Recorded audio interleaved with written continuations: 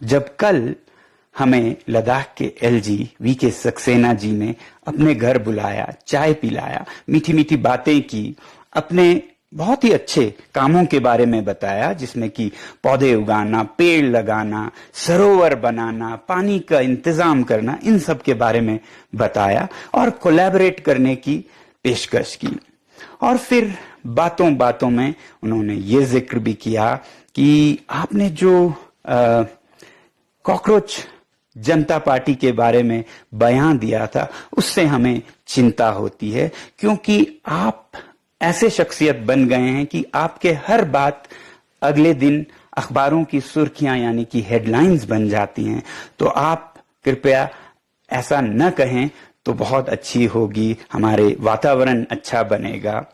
और मैंने उन्हें कहा कि देखिए, मैं इसे एक बहुत ही रचनात्मक क्रिएटिव एक्सप्रेशन मानता हूं युवा पीढ़ी का। सरकार को असुरक्षित या इनसिक्योर महसूस करने के बजाय उनकी बात सुननी चाहिए। अगर वो कह रहे हैं कि शिक्षा नीति में समस्याएं हैं, पेपर लीक हो रहे हैं और मिनिस्टर को रिजाइन करना चाहिए, तो उसमें बुरा क्या है?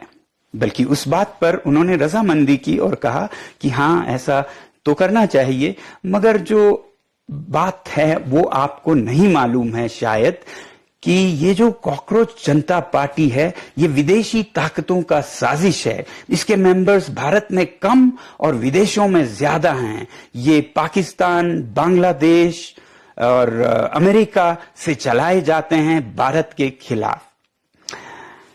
मैंने उनसे एक तरफ तो ये कहा कि इसका तो मुझे पता नहीं है, मगर मैं जरूर इसका स्टडी करूंगा, पता करूंगा और फिर दोबारा इस पे सोचूंगा। मगर अंदर ही अंदर मुझे हंसी आ रही थी। हंसी इस बात की, शायद एलजी साहब को ये नहीं पता था कि ये सब बातें या कहानियां वो उस आदमी को सुना रहे थे जिस आदमी पर करीब 8 महीने पहले ऐसे ही कहानियां बनाकर कि इसके पाकिस्तान से संबंध हैं, चीन से संबंध हैं, सोरोस फाउंडेशन से संबंध है, ऐसे कहानियां फैलाकर उसे एनएसए के अंदर जेल में 6 महीने बंद किया था। मैं वही शख्स था, मगर शायद उन्हें नहीं पता था क्योंकि वो नए हैं। तो इसलिए मैंने अपनी हंसी रोकी और मैंने कहा कि ये मैं पता करके आपसे बात करूंगा।